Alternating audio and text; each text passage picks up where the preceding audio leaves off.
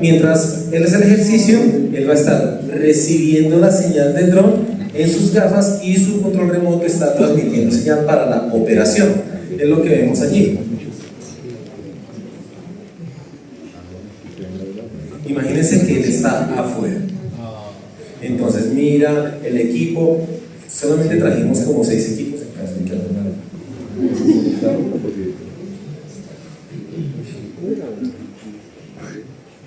Esas luces se instalan, pueden ser de diferentes colores para dar luz al escenario o simplemente para yo poder identificarlo en cualquier momento.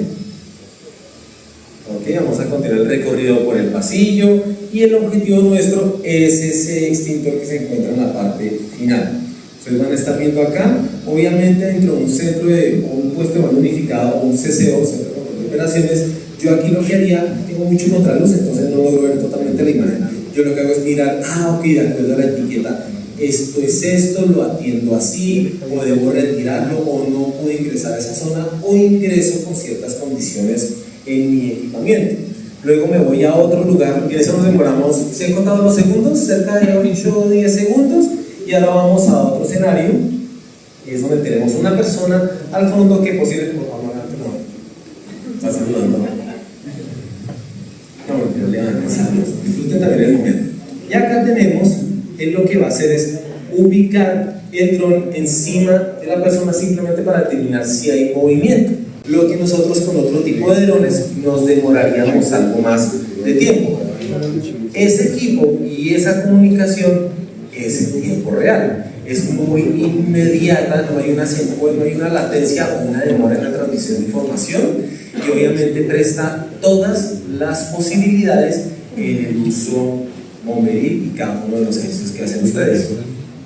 Bueno, aquí estamos mirando, ven por qué no estábamos volando nosotros, todavía nos falta un poquito de práctica, estar un poquito más en simulador para poder hacer eso, pero una de las bondades, por ejemplo, que usted se puede dar cuenta, es uno de los riesgos o de los miedos que nosotros tenemos como pilotos, es que se nos invieste una aeronave, que se vuelve contra algo, porque ya sabemos que un equipo de JI, el arreglo nos va a salir bastante costoso.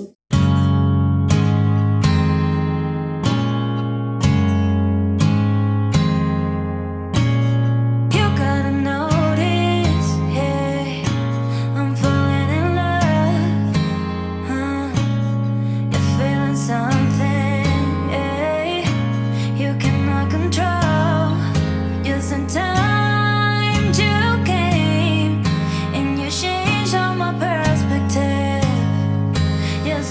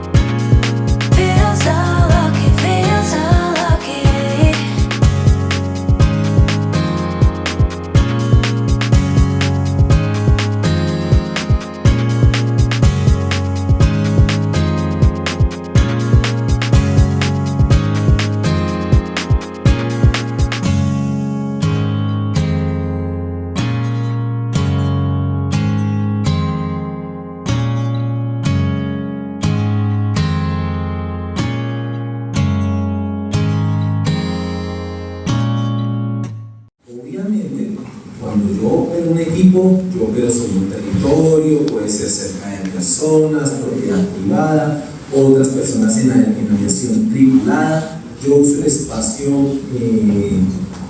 aéreo y también genero algún tipo de riesgo en tierra. Entonces, para eso entra en funcionamiento la póliza de responsabilidad civil. Entonces, son esos 3 focos a cumplir para lograr tener una autorización, mencionando el uso de drones en emergencia.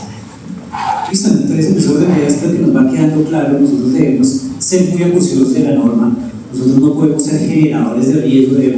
Nosotros como cuerpos de bomberos o otras entidades, hacemos un paréntesis ahí con aviación de Estado, pero otras entidades de respuesta a emergencia, tenemos que ser acuciosos con este tema.